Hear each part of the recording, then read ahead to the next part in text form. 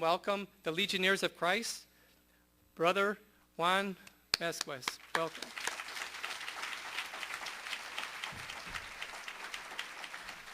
Welcome. Thank you very much. So as Guy said, I'm Brother Juan, and I'm from far from here. I'm from Spain, so it's a pleasure for me to be here. It's a great honor because I'm here to tell you a great story. And I remember when I was growing up, some people might have told me, "Hey, Juan, I'm going to tell you a story." And I'm like, "All right, can I get my pillow, please?" But this is a story that you will never, ever forget in your life. Never. Why? Because this is a real story. So, 6 years ago, my dad was very sick. Very, very sick. He had Crohn's disease. And Crohn's disease consists in that your intestines just shrink like a dried out raisin. It's very, very, very painful.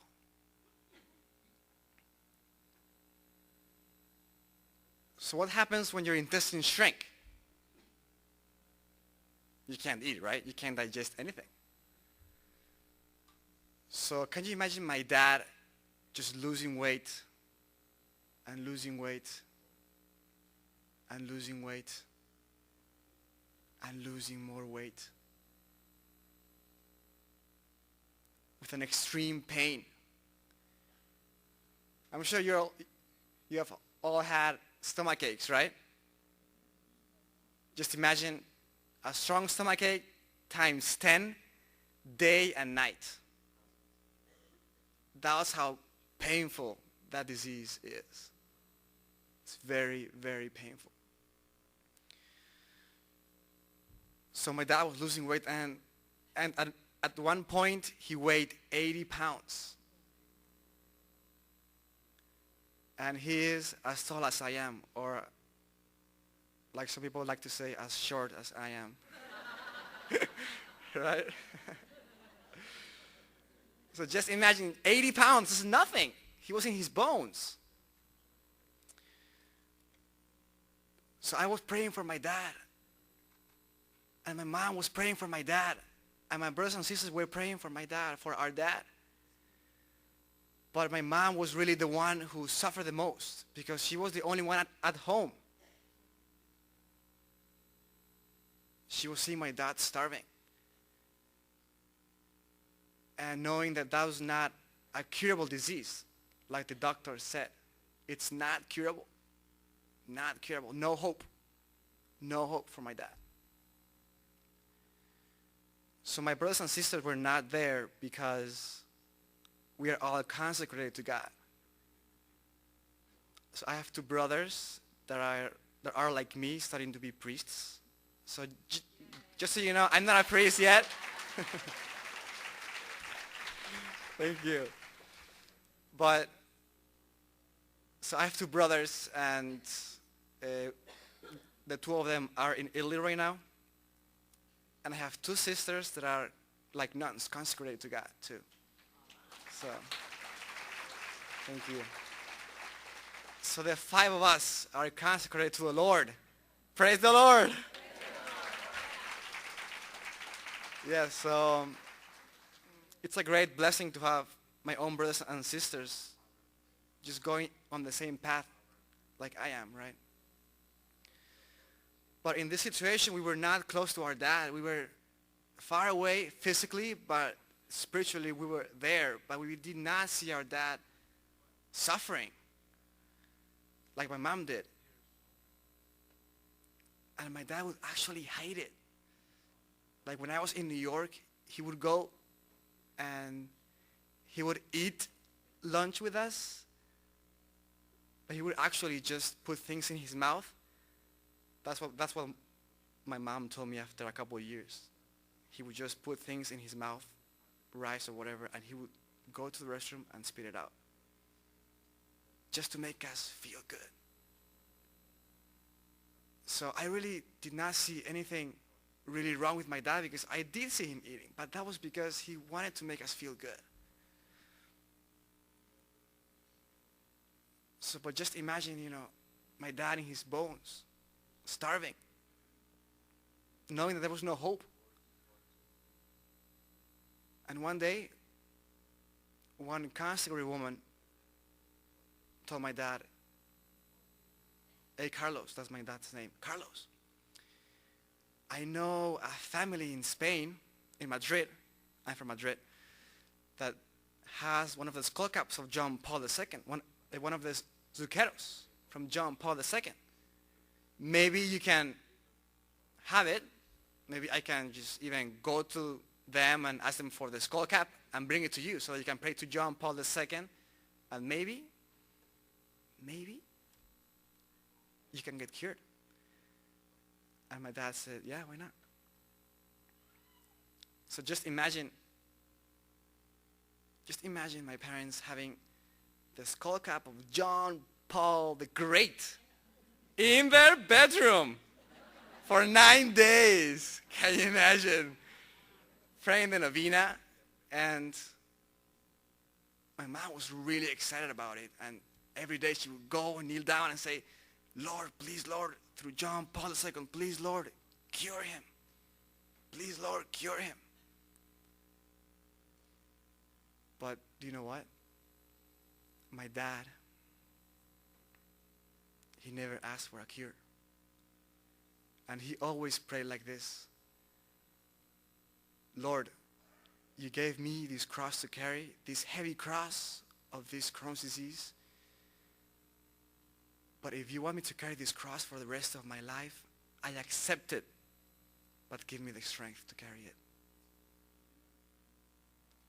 He never, ever, ever asked for his cure. So one day, it was November 14th, 2006. One day he was going to work, and he was working for a couple hours, but suddenly he felt a very sharp pain. And that was like his intestine was just shrinking and shrinking and shrinking more. A very sharp pain. And even though he had his car right in front of him, he could not drive it because of the pain. So he called up my mom and said, "Hey, could you please come and pick me up, because it's so painful that I cannot even drive." So my mom did. So she went and picked him up. And when they got back home, Dad went straight to bed. And my dad dreamt that night about John Paul II. And you know when you dream that, you wake up and you say, I was just dreaming. It's just a dream. And you know it's not real. But my dad told me that dream was so vivid, so real, that when he woke up, he was just like, "Hey, John Paul, where are you?" He was looking for him because it was so real. So in that dream, John Paul II told my dad, "Carlos, now you can eat, because you have to help me save many souls. Go eat, because you have to help me save many souls." So my dad, when he woke up with so much full of energy that he just went straight to the kitchen to wash pots and pans, to wash the dishes. And my mom was like, "Oh my goodness, what's wrong with this guy today?" So because just imagine, how painful it was, and every day he would just get up with that same pain, very, very slowly, right foot first, down, left foot second, and let's walk step by step. It was so painful. It was very painful. But that day, boom, like lightning, straight to the kitchen, to work, to do everything. And my dad knew that that was a miracle because he never felt like that before. It was the first day without any pain. So after washing pots and pans, my dad said, well, I'm going to call up my doctor. So he did. And he called up his doctor. He said, hey, doctor, you know what? I think I'm cured. You know, he was so excited. Yes, doctor, I think I'm cured. I want to eat something. And the doctor's like, Carlos, you can't eat anything. But I think I'm cured. But you can't eat anything. But doctor, I think I'm really, really cured. This is a miracle. And the doctor got really mad at him and said, you know, Carlos, you know what? Miracles do not exist. And I tell you that if you eat something, you're going to die in less than 8 seconds. And he hung up on my dad. He got so mad. Because my dad just kept insisting that he wanted to eat. And my dad knew that was the miracle. So that day, his cousins, my dad's cousins, went to visit him. So they went for a walk. And my dad was telling them about the dream and about John Paul II and about how good he felt when he woke up. And about the doctor too. The doctor told him in less than 8 seconds, if you eat something, you will die. So his cousins were just like, okay, you know, fine. And they were in pain with it, with my dad too, just because he was so bad and such in a bad shape. But when they were walking, they saw a restaurant, and my dad points at that restaurant and says, let's go to the restaurant. And they're all like, no, you just told us that in 8 seconds, if you eat something, you'll die. My dad said, no, let's go to the restaurant. I know, this is a miracle. I'm convinced that this is a miracle. So I said, okay. And just imagine what they were thinking about, you know, oh my gosh, this is the last day of his life.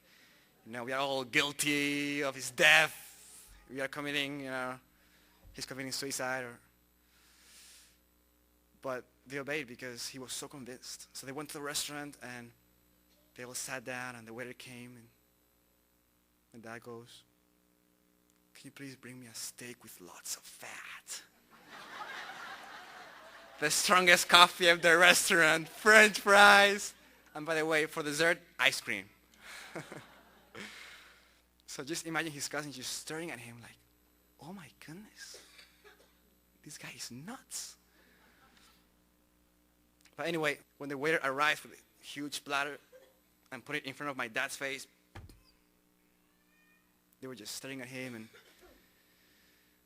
my dad took his fork, took his knife, and of course, he said grace and cut the first piece. He put it in his mouth. And just imagine his cousins counting. 1, 2, 3, 7, 8, 9. Nothing happened.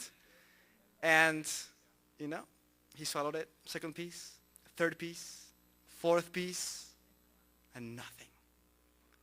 And he felt perfect. And he finished everything.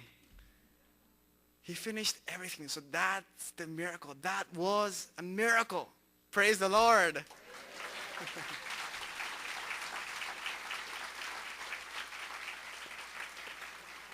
So thanks to John Paul II, thanks to the intercession of John Paul II, my dad can eat whatever he wants right now. And that was 6 years ago. And when he went to the doctor, thank you. The doctor told him, after fighting a lot with him because he did not want to answer his phone calls, after a whole month, he went to his office and the doctor's like, wow, this is a miracle. And I was like, right, great.